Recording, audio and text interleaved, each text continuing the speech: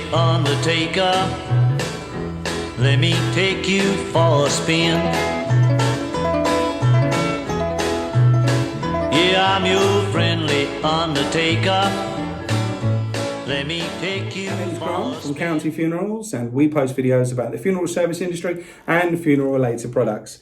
And I know we haven't posted a video for a while, but there's been a global pandemic with daily death figures on the news and funeral notices in the news. And well, I didn't think you needed little old me filling in any gaps, but things are getting back to normal now. And I've been asked a question from someone in Wales, and I thought I'd post a little video in response to that.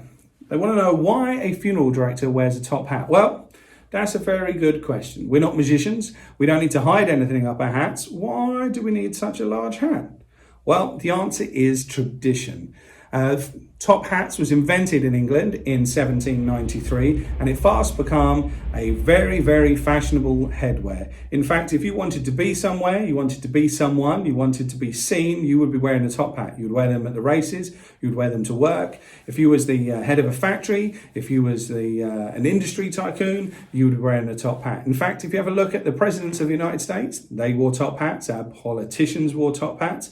Anyone that was anyone had to be wearing a top hat.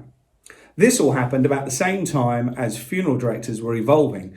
It used to be a funeral director was a tradesman, a craftsman, often a bricklayer or a woodworker, who would make the coffin, dig the grave, put the person in the coffin, put the person in the grave.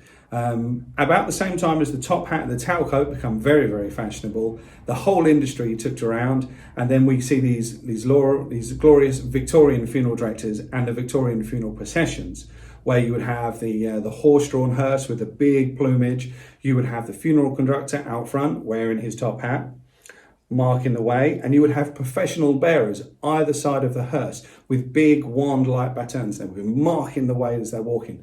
They'll be slamming on the ground, and all the mourners would walk behind. And of course, you wouldn't be going far away to these crematoriums. You would be going to your local church and graveyard, and you'd be going from your house. So the processions weren't that long.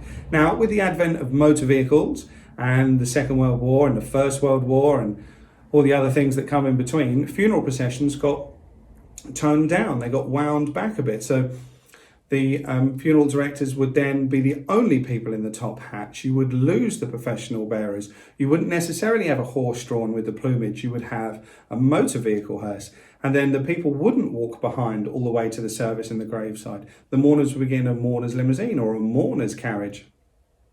So things got a lot smaller and a lot toned back, and the industry changed a lot over these periods of time.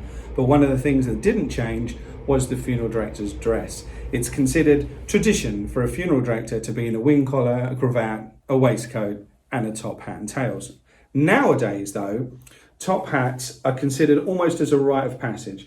If you start in the funeral industry, you would start as a driver, bearer. You would come in, clean the cars, collect people, make coffins, dress people, attend the funerals, carry the coffin on your shoulders, bearing the coffin. And then when you've been in the industry long enough and you know what you're doing and you're trusted, you would be given the title of a funeral director or funeral conductor.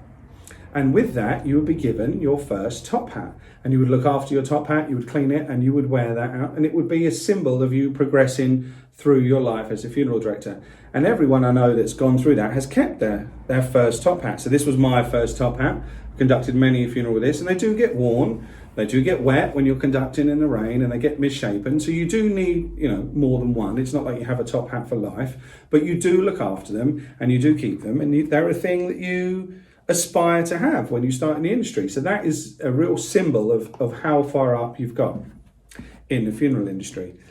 And it all boils down to tradition. Now, obviously, when a funeral director is walking in front of the hearse, we call that paging away. Same as you'd have a page boy at a wedding, you would be paging. They don't have these big professional mourners now with the big wands marking the way, but many funeral directors still carry a cane. And that is the reason why you'll find funeral directors walking away with a cane.